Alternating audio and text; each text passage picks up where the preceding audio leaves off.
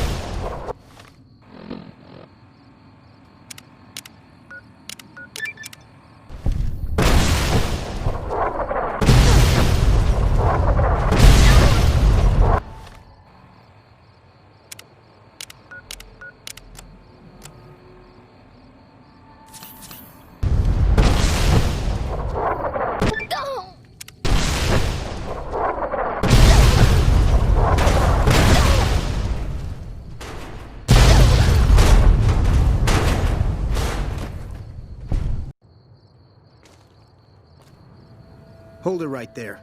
Don't you move. How the hell did you survive that bombardment?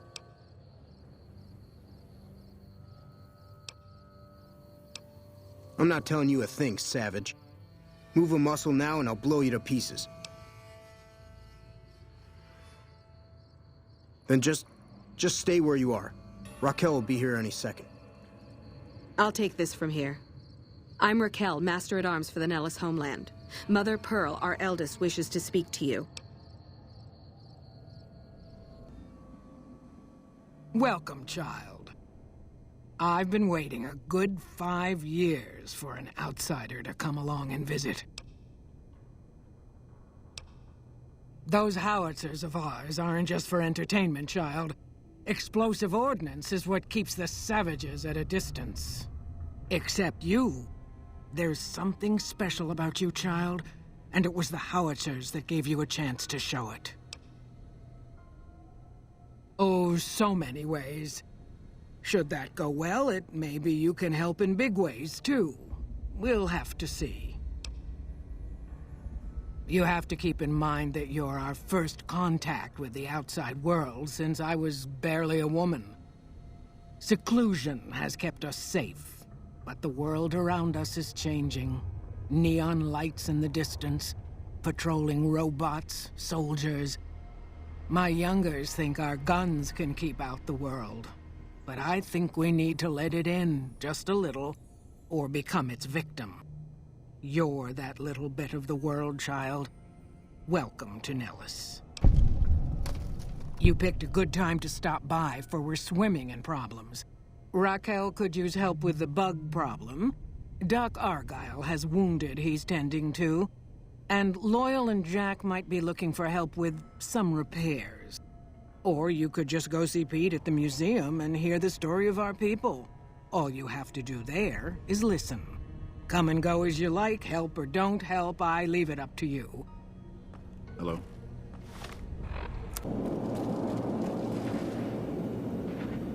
Any progress with the boomers? Well done. The boomers' firepower may prove an advantage when the battle for Hoover Dam comes around. Your next assignment won't take you far. It concerns the Omertas and their den of vice, Gomorrah. As the decisive encounter between the bull and the bear looms close, my concerns about the Omertas have grown. I've never expected loyalty, mind you. A reliably underhanded tribe is just as constant to deal with as one that always runs true. But that's just it. Lately, the Omerta's cooperative silence has been deafening. Not a single complaint. They're up to something. The Omertas are fanatically loyal to each other. Still, among any group, one can find the occasional degenerate. Gamora's receptionist happens to be one. For years, she passed on whispers of what was taking place at the casino.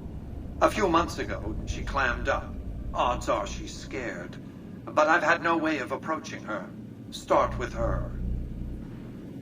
What do you have to report about the I suppose the Omertas can wait a few minutes. One of the followers of the Apocalypse, Good luck planting a surveillance device here in the Lucky 38 without my knowing about it. What else? It was a place of splendor. As magnificent as today's strip may seem, it's but a shadow of the neon paradise that was Las Vegas. I grew up not far from here, and though I traveled the old world extensively, I never found another place like it. By 2065, I deemed it a mathematical certainty that an atomic war would devastate the Earth within 15 years. Every projection I ran confirmed it. I knew I couldn't save the world, nor did I care to, but I could save Vegas, and in the process, perhaps save mankind. I set to work immediately.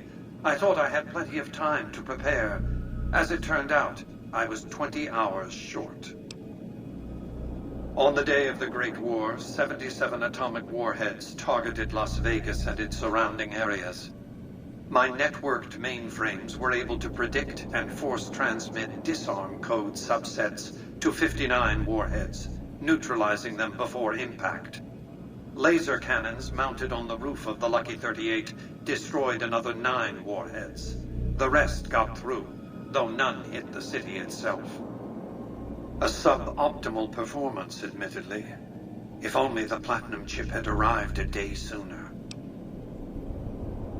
The Platinum chip was printed in Sunnyvale, California on October 22nd, 2077, the day before the Great War.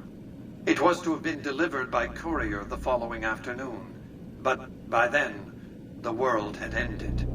The chip contained vital software upgrades, but not just for my Securitrons. Every aspect of the missile defense grid would have been upgraded too. Given that I had to make do with buggy software, the outcome could have been worse. I nearly died as it was. Software glitches set off a cascade of system crashes. I had to take the Lucky 38's reactor offline, lest it melt down. For nearly 5 years, I battled power outages and more system crashes until I finally managed to root my data core with an older version of the OS. I spent the next few decades in a veritable coma, but I survived, obviously, and eventually thrived. Yes, though at the time they called themselves the Slitherkin, a vicious clan, not that that's changed exactly. They were nomads, capable fighters, but their specialty was betrayal. They'd invite travelers into their yurts, drug them, murder, or enslave them. They took pride in their craft. I don't think Omertas saw other people as people at all. Everyone else was just prey. They reminded me of a certain criminal element Vegas used to attract. I told them some stories, gave them some clothes, and they ran with it.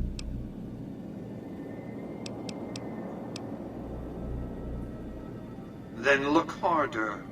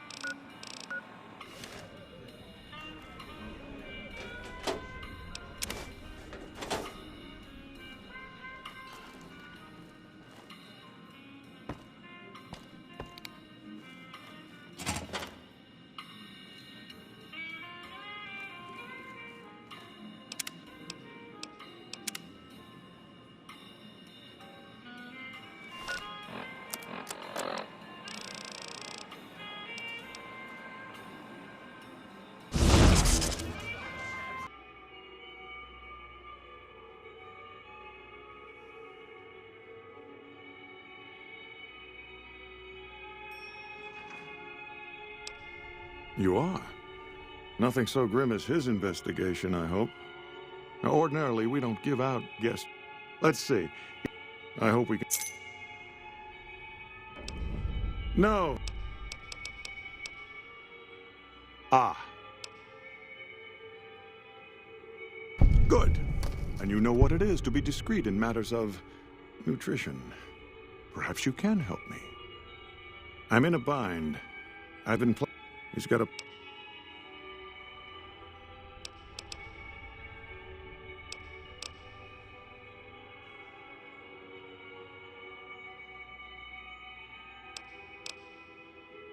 You barbarous cur. Aha!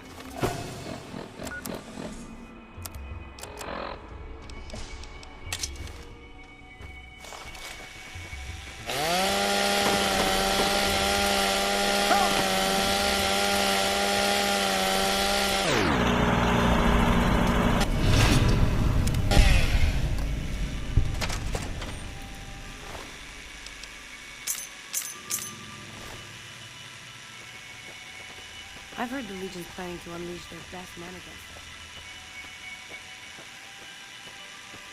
Some of the White Gloves began meeting privately a while back, started talking about how we'd lost our identity. I started attending because I thought it was about changing our politics. Then they started talking about returning to the old ways, and there was no way out. They'd kill me for the things I heard them say. Mortimer, if he realizes it was me the investigator was planning to meet, he'll have me killed. Mortimer and some of... They've taken many people over the last few months, but always from Freeside or secluded places where they wouldn't be missed. It wasn't enough. Lately, they've gone for tourists here on the Strip, even in the hotel. I guess that's the hazard of a cannibal becoming a gourmet. It's hard to please a refined palate. He's alive, as far as I know. They're trying to keep him fresh.